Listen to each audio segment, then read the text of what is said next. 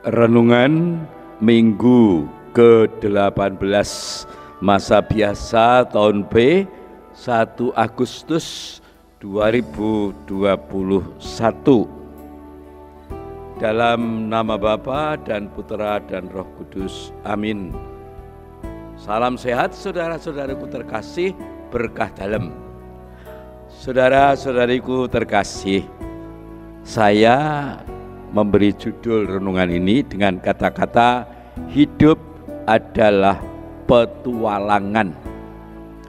Kita ini memang sedang berpetualang di dunia dengan berbagai macam situasi yang berbeda dan serba ketidaktahuan akan apa yang akan terjadi nanti.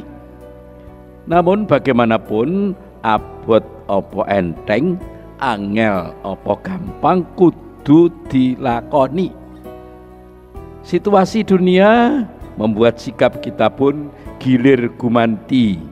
Kadang begitu semangat, kadang begitu jelas, tetapi kadang tidak jelas dan ngelokro juga. Kadang begitu taat, namun kadang membelot juga. Apalagi di zaman canggih ini, begitu simpang siurnya berita-berita. Kadang ada orang yang sok tahu dan merasa telah menguasai segala ilmu.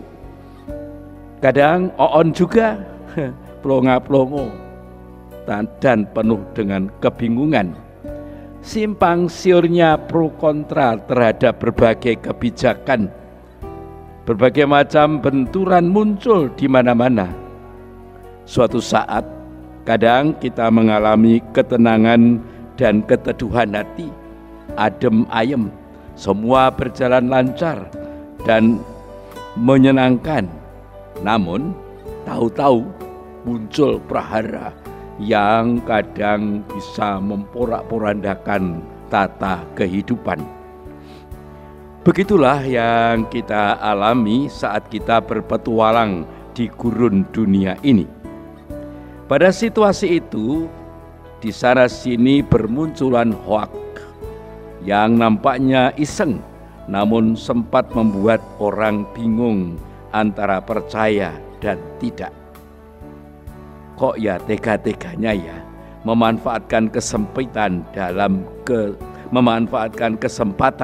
dalam kesempitan. Pertanyaannya adalah, apakah yang kita buat di saat kita mengalami baik yang menyenangkan maupun yang tidak menyenangkan?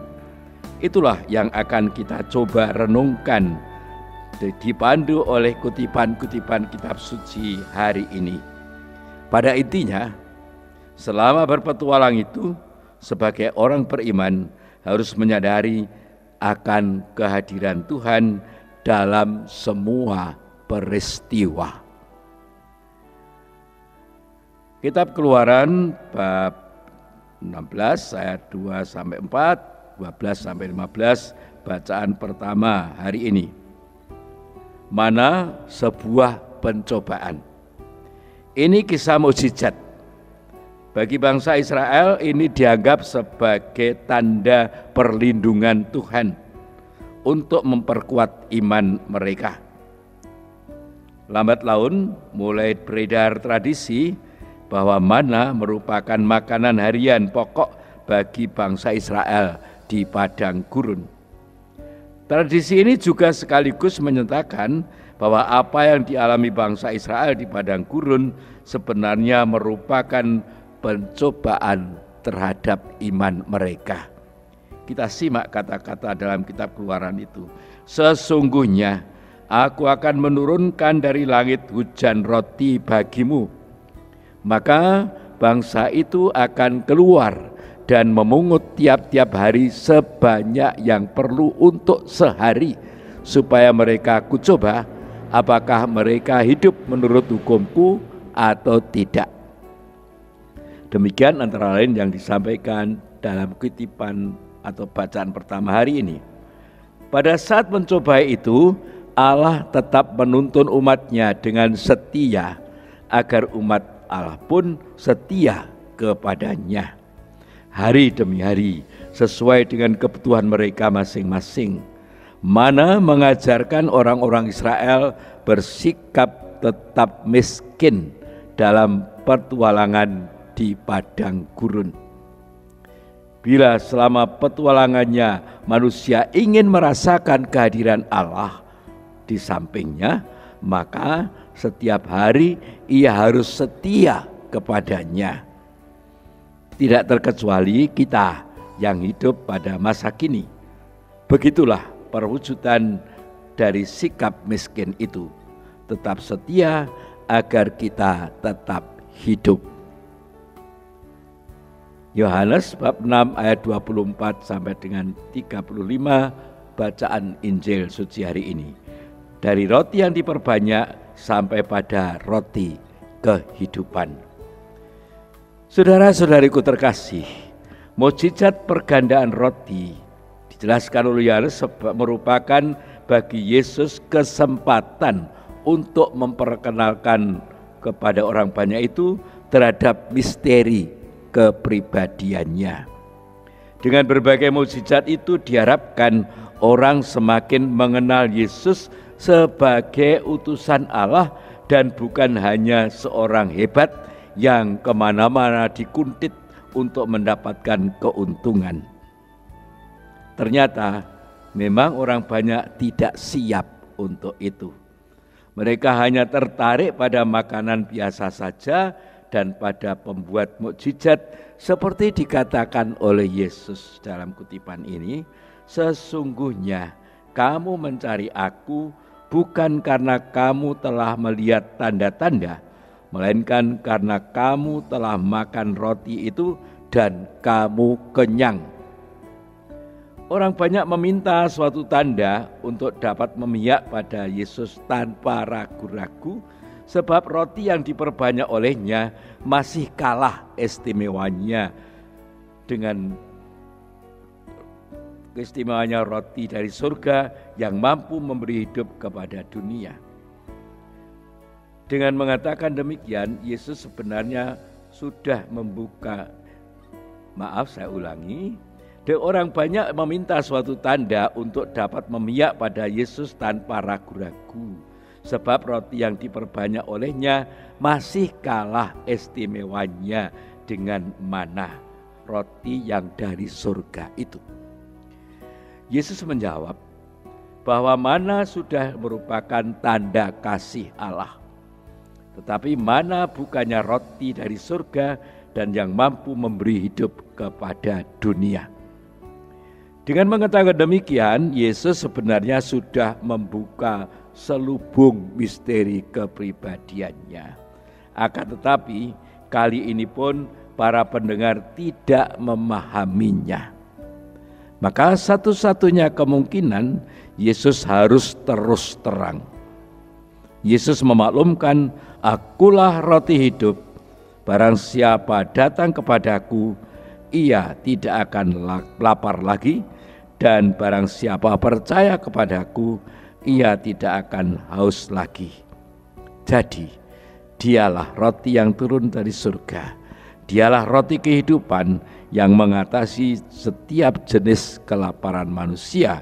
Tentu bukan kelaparan ragawi, tapi kelaparan jiwa, rohani. Maaf, dengan ini pun orang banyak belum juga plong.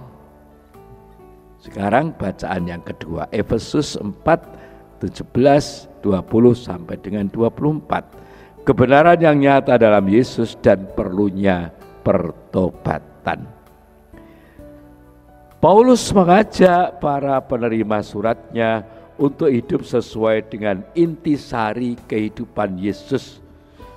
Bukan Yesus yang sudah mulia, melainkan kehidupan Yesus dari Nazaret yang pernah berbagi nasib dengan manusia dan mengalami segala kepahitannya sampai dengan kematian pun. Nah, hidup sesuai dengan kebenaran yang nyata dalam Yesus, insan dari Nazaret itu hanya dapat terlaksana bila manusia membaharui roh dan pikirannya dan bila ia tidak menuruti keinginan-keinginannya yang biasanya membawa dia ke dalam kesesatan dan kehancuran. Bila manusia ingin meniru Kristus sampai penghabisan, yaitu sampai kepada Paskahnya, maka ia harus menghadap kematian dengan sikap hati sama dengan Yesus. Ia harus benar-benar menanggalkan manusia lama serta mengenakan manusia baru, meninggalkan ikatan-ikatan lama untuk dapat menjalin hubungan erat dengan Kristus. Itulah pertobatan. Hendaklah kamu mengenakan manusia baru yang telah diciptakan menurut kehendak Allah. Hendaklah kamu hidup di dalam kebenaran dan kekudusan yang sesungguhnya. Demikian kata Paulus.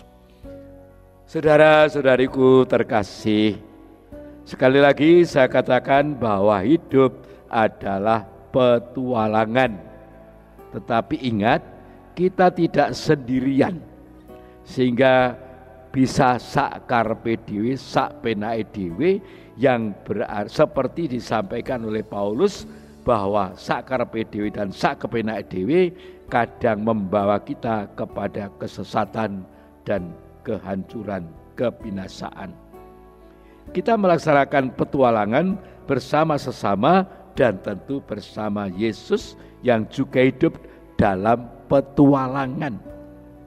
Dalam berpetualang itu Yesus berpegang teguh pada kesetiaannya kepada Bapa yang mengutusnya serta keinginannya yang tak pernah luntur untuk menyelamatkan manusia serta seluruh alam semesta. Kesetiaannya kepada Bapa dan misinya menyelamatkan manusia.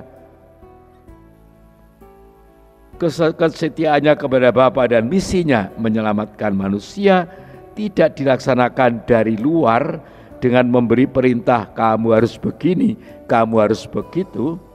Tidak seperti itu. Namun harus Yesus masuk dalam dunia manusia, senasib sepenanggungan dengan manusia dengan segala risiko dan konsekuensinya. Yesus ambyur dalam lautan manusia yang kadang tenang karena dalam seluruh aktivitas selalu berpegangan pada iman yang artinya menyerahkan diri pada penyelenggaraan Tuhan. Tetapi kadang kisruh, rancu karena hanya mengandalkan diri sendiri, mengandalkan pada kekuatannya sendiri yang menganggap dirinya mampu segalanya. Dan kehadiran Tuhan kadang tidak digubris.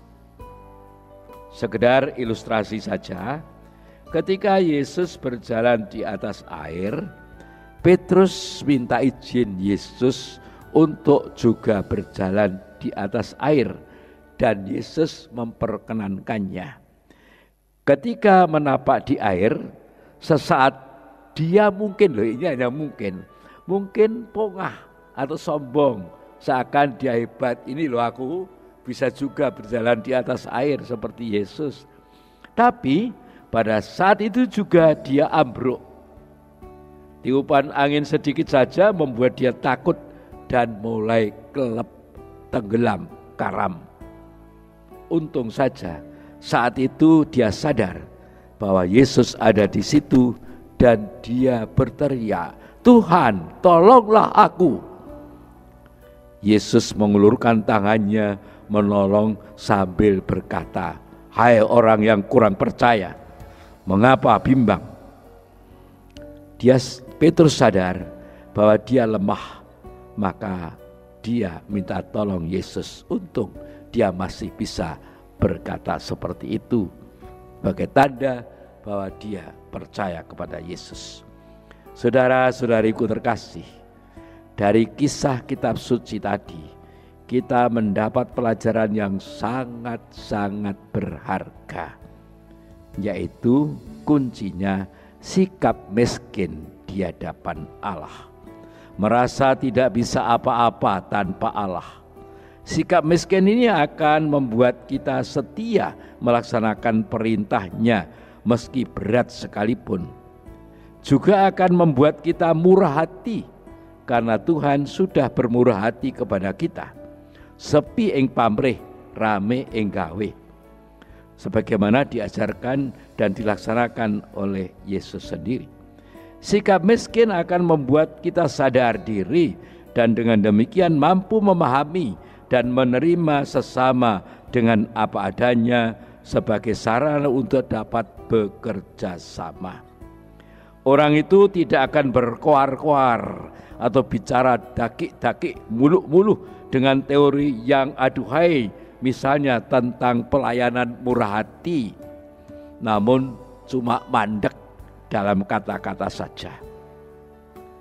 Orang yang bersikap miskin akan selalu menghadirkan Tuhan dalam seluruh hidup dan karyanya, dan tidak pernah hanya mengandalkan kekuatannya sendiri saja. Tuhan selalu nanting dan sekaligus nantang kita, wani apa ora, gelem apa ora.